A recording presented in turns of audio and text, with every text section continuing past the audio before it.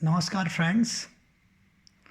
आज हम सिंधु सभ्यता के आर्थिक जीवन के बारे में बात करेंगे कि जो वहाँ के निवासी थे वो किस तरह से अपनी अर्थव्यवस्था को चलाते थे और उनकी अर्थव्यवस्था किस पर आधारित थी।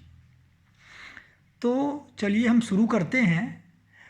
देखिए, जो सिंधु सभ्यता थी उसकी जो नगरीय सभ्यता थी उसकी उन्नति का प्रमुख कारण था कृषि और कृषि के साथ साथ व्यापार।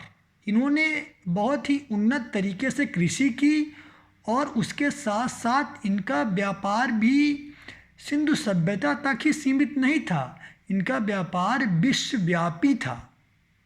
क्योंकि ये सिंधु सभ्यता के आसपास के क्षेत्र थे वहाँ तो ये व्यापार करते ही थे, उसके साथ साथ इनके व्यापार के साक्ष्य मिस्र, मेसोपोटामिया और मध्य एशिया के कई देशों में इसके साक्ष्य मिले हैं कि सिंधु सभ्यता के लोग अपना व्यापार करते थे और व्यापार में परिवहन के माध्यम के रूप में पशुओं का उपयोग भी किया गया इस सभ्यता में। और आपको पता भी होगा कि इस सभ्यता में बंदरगाह के भी साक्ष्य मिले हैं, यानी यह सभ्यता व्यापार के दृष्टिकोण से भी काफ़ी ज़्यादा जागरूक थी और बहुत ही अच्छे तरीके से इन्होंने व्यापार को किया और इसी कारण यह सभ्यता इतनी उन्नत थी। और साथ ही कृषि में भी यहाँ के लोग काफ़ी उन्नत तरीके से उत्पादन करते थे। उसके साथ साथ चूँकि हम लोग आर्थिक जीवन के बारे में बात कर रहे हैं सिंधु सभ्यता के जो लोग थे उनके, तो इसके कई एस्पेक्ट हैं। कृषि और व्यापार के साथ साथ हमें ये भी पता है या पता होना चाहिए पता कि हड़प्पा सभ्यता में जो माप तौल की इकाई थी, जैसे जब भी व्यापार करते थे तो माप तौल जो भी होता था 16 के गुणक में होता था, मल्टीप्लाइड बाई 16, 16 के गुणक पर भी ये अपने माप तौल करते थे। और माप तौल की जो इनकी प्रणाली थी वो दशमलव प्रणाली पर प्रचलित थी। यहाँ से प्रश्न पूछता है अक्सर कि हड़प्पा सभ्यता में माप तौल की प्रणाली कैसी थी, दशमलव प्रणाली थी, इकाई क्या थी? इकाई 16 के गुणक के रूप में थी।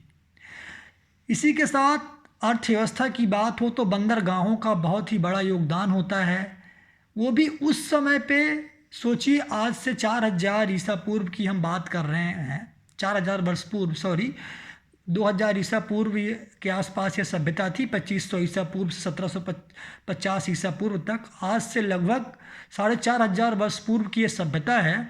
और उस समय बंदरगाह के साक्ष्य मिलना इस सभ्यता के इस सभ्यता का जिस तरह से सभ्यता प्रचलित थी और नगरीय थी उसके होने का प्रमाण देती है।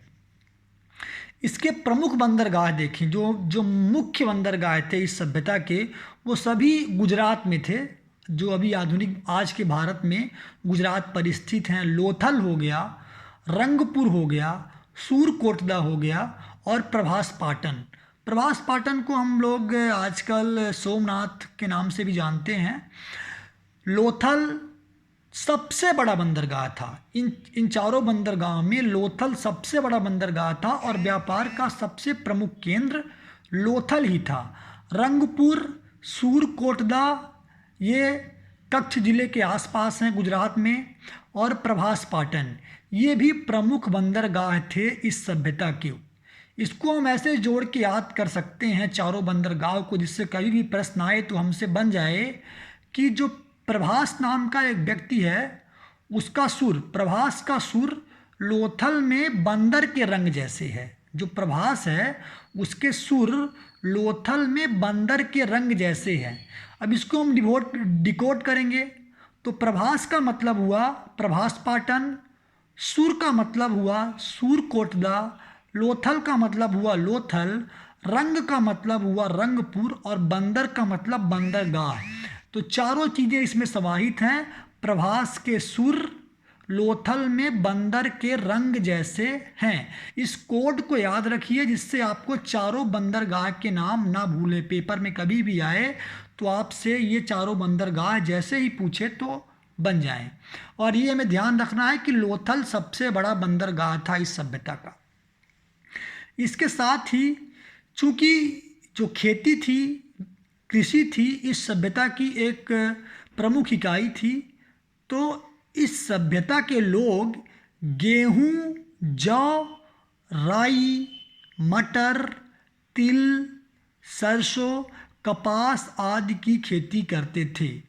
इसको आप अपने दिमाग में शांत मन से एक बार मेमोराइज करिए। गेहूं तो नॉर्मल आजकल गेहूं बोते हैं, तो ये मान लीजिए कि वो सिंधु सभ्यता के समय से ही था गेहूं। जौ, राई, राई से तेल वगैरह निकलता है। मटर हो गया, मटर भी सब्जियों के रूप में है। तिल से भी तेल निकलता है। तो राई और तिल और सरसों ये तेल वाले चीज़ें हैं। ये तीनों राई, तिल, सरसों की खेती करते थे, मटर की खेती करते थे, गेहूं और जौ की करते थे, और कपास की भी खेती करते थे। और सबसे बड़ी बात है कि सबसे पहले कपास पैदा करने का श्रेय सिंधु सभ्यता के लोगों को ही दिया जाता है, और सिंधु सभ्यता के लोगों ने ही कपास की खेती करना शुरू किया, ऐसा माना जाता है। और यूनानी लोग कपास को हिंडन कहते थे। तो ऐसा माना जाता है कि सिंधु सभ्यता के समय कपास का नाम क्या था, तो हिंडन था। ऐसा प्रश्न पूछा जाता है अक्सर कि सिंधु सभ्यता के समय कपास को क्या कहा जाता था, तो इसे सिंडन कहा जाता था। और यूनानी लोग विशेषतः इसे सिंडन कहते थे। अब ये भी हमें ध्यान रखना है कि जो प्रमुख दो खाद्यान्न फसलें थी वो कौन से थी, तो गेहूं और जौ इस सभ्यता की प्रमुख दो खाद्यान्न फसलें थी, गेहूं और जौ। इसको दिमाग में बिल्कुल स्टोर कर लीजिए कि गेहूं और जौ इस सभ्यता की प्रमुख खाद्यान्न फसलें थी। और ये प्रश्न कई बार पूछा जा चुका है कि सिंधु सभ्यता की प्रमुख खाद्यान्न फसलें कौन सी हैं, तो गेहूं और जौ। और भी फसलें ली जाती थी, पर गेहूं और जौ ये दोनों फसलें सबसे प्रमुख फसलें थी। कृषि कार्य जब किया जाता है तो आजकल तो आधुनिक जीवन में हम देखते हैं ट्रैक्टर, हार्वेस्टर, बहुत सारी सुविधाएं आ चुकी हैं। लेकिन चूंकि ये सभ्यता आज से काफ़ी पुरानी है, तो उस समय कृषि के लिए पत्थरों का या फिर कांसों के औजारों का उपयोग किया जाता था। उस समय कांस्य युगीन सभ्यता है, तो कांसे के औजार या तो फिर पत्थरों का प्रयोग किया जाता था। फावड़ा का साक्ष्य नहीं मिला है, जैसे आजकल फावड़ा से खुदाई उदाई कर देते हैं, तो सिंधु सभ्यता से फावड़ा के साक्ष्य नहीं मिले हैं। और ऐसा माना जाता है कि चूँकि फावड़ा वगैरह, लोहा वगैरह उस समय साक्ष्य प्राप्त नहीं हुए थे, तो ऐसा माना जाता है कि उस समय लकड़ी के जो हल थे उनसे जुताई वगैरह होती थी, और लकड़ी के हलों का प्रयोग किया जाता था कृषि कार्य के लिए।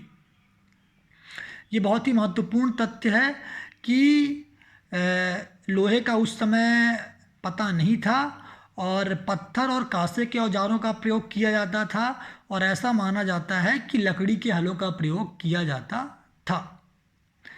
अब कृषि तो ठीक है, कृषि में तो उन्नति थी ही, व्यापार तो था ही इनका प्रमुख साधन, लेकिन ये पशुपालन में भी पीछे नहीं थे। पशुपालन का भी भरपूर विकास हुआ है इनके काल में, और परिवहन में पशुओं का भरपूर उपयोग किया है इन्होंने। परिवहन में पशुओं की विशेष भूमिका थी।